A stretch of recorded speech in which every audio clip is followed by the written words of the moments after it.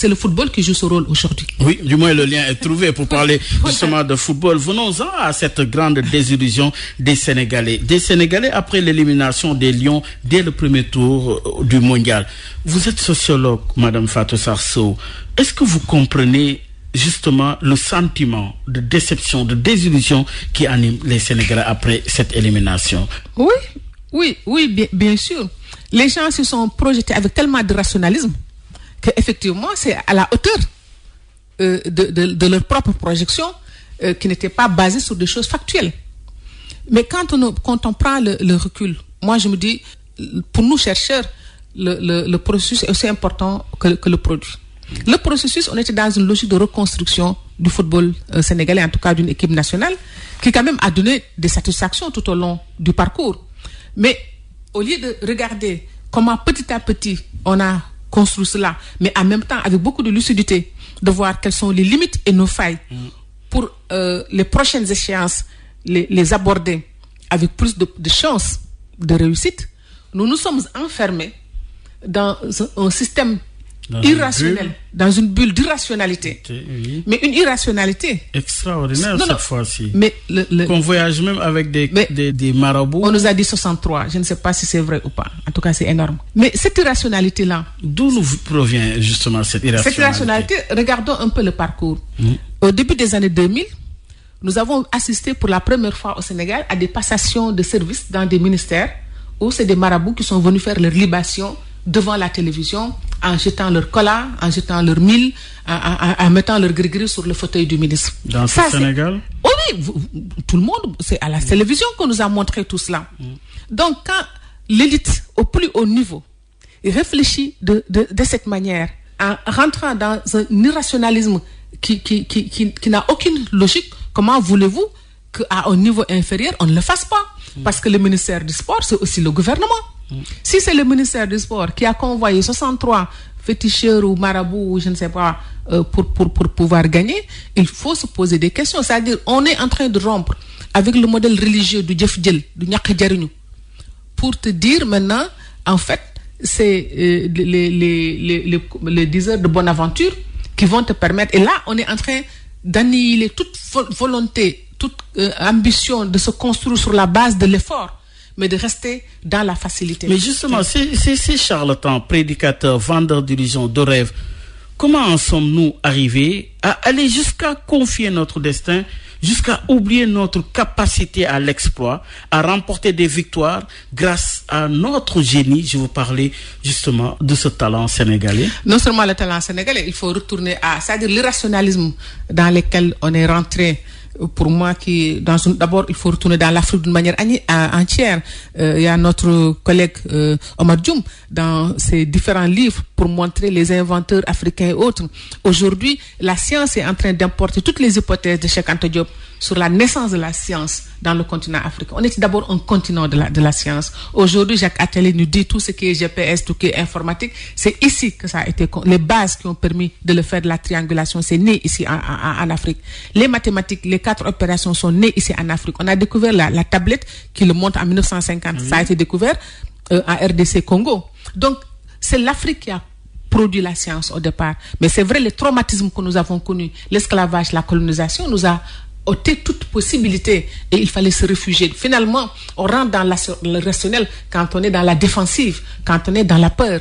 Or, aujourd'hui, le Sénégal, l'élite politique doit donner l'exemple sur cette question-là. Faudrait-il aller jusqu'à légiférer sur la question ou laisser la société elle-même résoudre ses propres contradictions? Je crois qu'après cette défaite, les gens en tireront les leçons. Pour moi, il n'y a pas d'échec, il n'y a que des leçons apprises.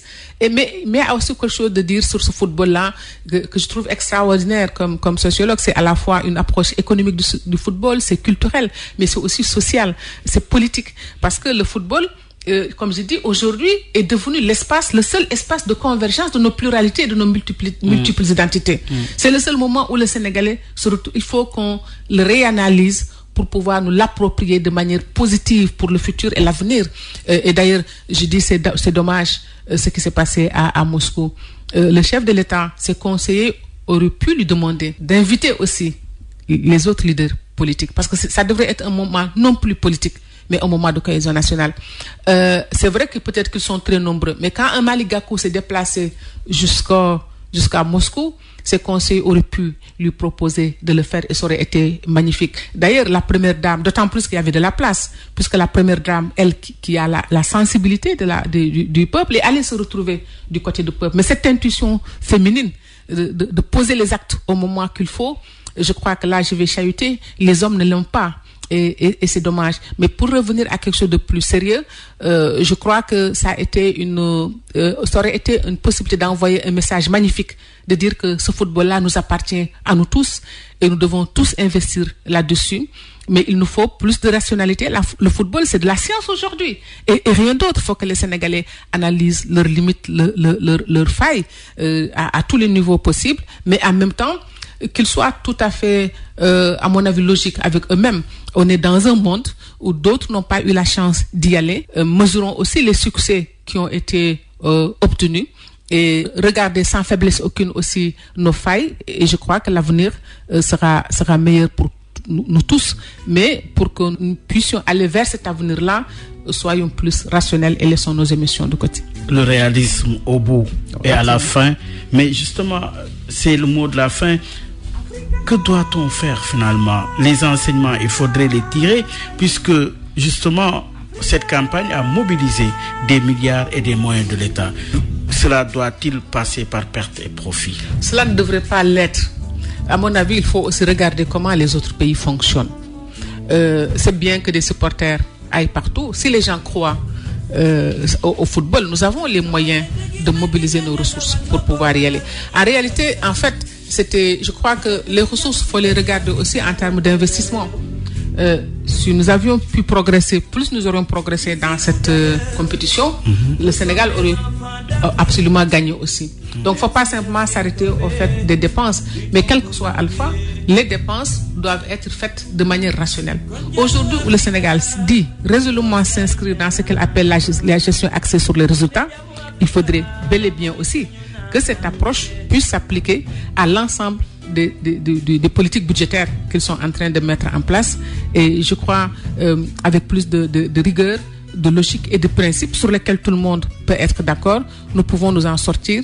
Mais la leçon fondamentale, je crois, aujourd'hui qu'on en retire, c'est que les Sénégalais, si ça pouvait nous donner une leçon sur ce rapport à l'irrationnel, pour que les Sénégalais retournent travailler de manière systématique. Mais il faut que l'élite aussi donne la leçon. Parce que si c'est le plus haut niveau des départements ministériels que nous voyons ces actions qui sont télévisées et qu'on renvoie à l'image de la République, et en même temps, tous ces médias aussi qui donnent la parole, ce n'est même plus les médias parce que les médias sociaux sont là pour faire absolument ce qu'ils ont envie de faire. Et ça montre peut-être que le niveau mental des Sénégalais, il faudra retourner à l'éducation. C'est pourquoi j'ai dit, mon mot de la fin, il faut qu'on revienne à la refondation de la famille parce que c'est dans l'espace familial qu'on vous donne la force nécessaire pour affronter le futur. Et or, l'état de décomposition dans lequel se trouve la structure familiale aujourd'hui au Sénégal, et ça doit être l'élément fondamental de la campagne à venir. Je crois qu'un homme politique qui n'est pas capable de nous proposer un projet refondateur de la société sénégalaise ne mériterait pas nos cartes.